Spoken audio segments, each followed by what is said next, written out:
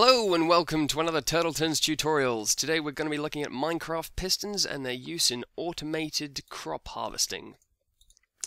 So first we're going to show you how to make a piston. Very simple, using wood, cobblestone, iron ingots and redstone. That will yield you one piston.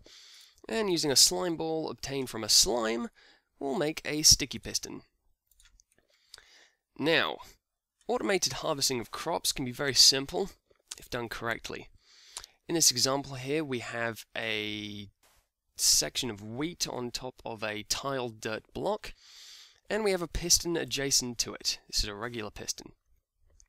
So when you press this button here, the piston will destroy the block of wheat and also, unfortunately, render the farmland tile back to a regular dirt block. So it needs to be re-tiled or re-hoed before it can actually be used again, which is not particularly efficient.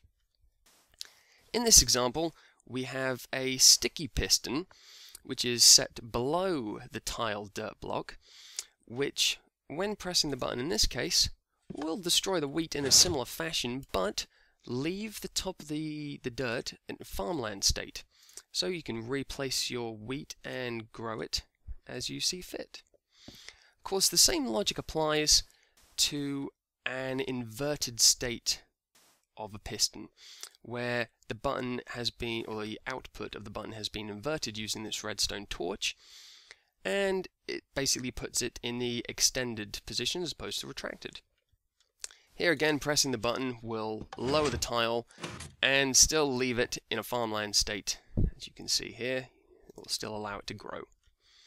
Now the beauty of this design is that you can chain dirt blocks together and pistons together to enable you to have a seemingly endless string of farmland.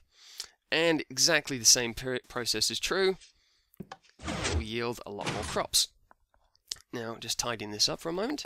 As you can see, you have redstone repeaters, which are effectively acting as diodes in your circuit to prevent bleeding of electricity or redstone power across from one piston to another. And just as before, the tiles can still be used to grow wheat.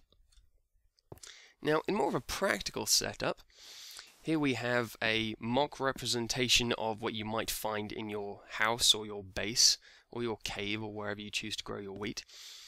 And these tiles are now currently hydrated because of the water behind them, and the glass blocks covering the top will basically prevent any seeds from falling back behind your dirt tiles.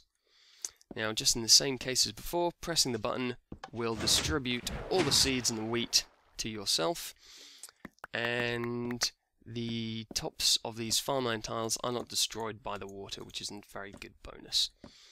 This process can be repeated and sped up using bone meal if you don't have the patience to wait. Okay, so if we just have a quick look at the wiring here, you'll see it's a very similar setup to the previous example, where you have your 4 sets of redstone repeaters powering your sticky pistons, and you have your inverting redstone torch. The white wall here shows the positioning and the routing of the redstone circuitry, and it's just been used to go up the levels up to this back of the switch here. Now, of course, this can be done in multiple levels, but beyond 2 levels deep it gets a little bit tricky. So I guess we'll have to worry about that in another video. Thank you very much. This has been Turtleton's Tutorials, and thank you for watching.